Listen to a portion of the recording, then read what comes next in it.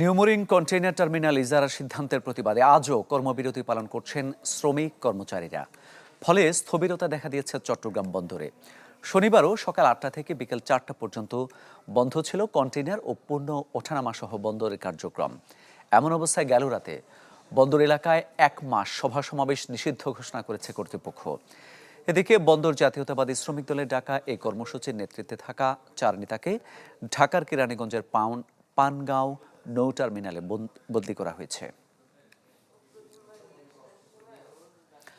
দর্শক, এ বিষয়ে আরো খবর জানাতে চাই আপনাদের। চট্টগ্রাম থেকে যুক্ত হচ্ছেন সহকর্মী ফখরুল ইসলাম।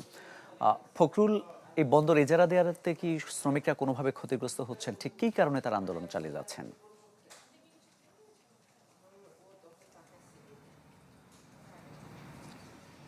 না, এটি হচ্ছে চট্টগ্রাম বন্দরের মূল যে কাঠামো, অর্থাৎ বন্দরের দুটি দিক আছে। একটি হচ্ছে বন্দরের মূল কাঠামোর বাইরে নতুন নতুন টার্মিনাল তৈরি করা এবং সেখানে বিদেশিদের ইজারা দেয়া। এর বাইরে চট্টগ্রাম বন্দরের মূল যে কাঠামো, বার্গ বিল্ডিং থেকে নিউমোরিং পর্যন্ত প্রায় ৩ কিলোমিটার দীর্ঘ যে অবস্থান, সেখানে জেনারেল কার্গো বার্থ এবং টার্মিনাল রয়েছে। টার্মিনাল দুটি, একটি হচ্ছে সিসিটি, অন্যটি এনসিটি। এই এনসিটি হচ্ছে চট্টগ্রাম বন্দরের সবচেয়ে বড় টার্মিনাল এবং এখানে শ্রমিকদের বক্তব্য হচ্ছে বিদেশিদের এখানে আনার কোনো প্রয়োজন নেই। কারণ হচ্ছে এখানে দেশীয় অপারেটর যারা কাজ করছে এবং দেশীয় এখানকার স্থানীয় শ্রমিকরা বা বন্দরের কর্মচারী যারা কাজ করছে, তারাই যথেষ্ট দক্ষতার সাথে, প্রজ্ঞার সাথে এবং অভিজ্ঞতার সাথে এখানে কাজ করছে। কাজেই এখানে আর নতুন করে আসলে জায়গা বাড়ানোর সুযোগ নেই, দক্ষতা বাড়ানোর সুযোগ নেই, যে কারণে আসলে খুব বেশি বিদেশি অপারেটর এলেও এখানে খুব বেশি উপকৃত হবার আসলে সুযোগটা নেই।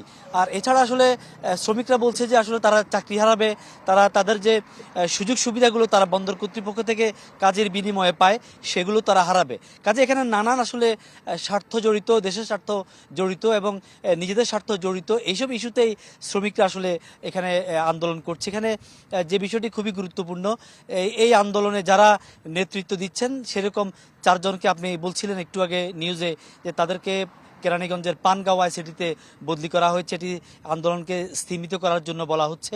একই সাথে গতরাতে সিএমপির পক্ষ থেকে আগামী ১ মাসের জন্য বন্দর এলাকায় সভা সমাবেশ, মিছিল, বিক্ষোভ কর্মসূচি এর উপরে নিষেধাজ্ঞা জারি করা হয়েছে যাতে করে আন্দোলনকে স্থিমিত করা হয়।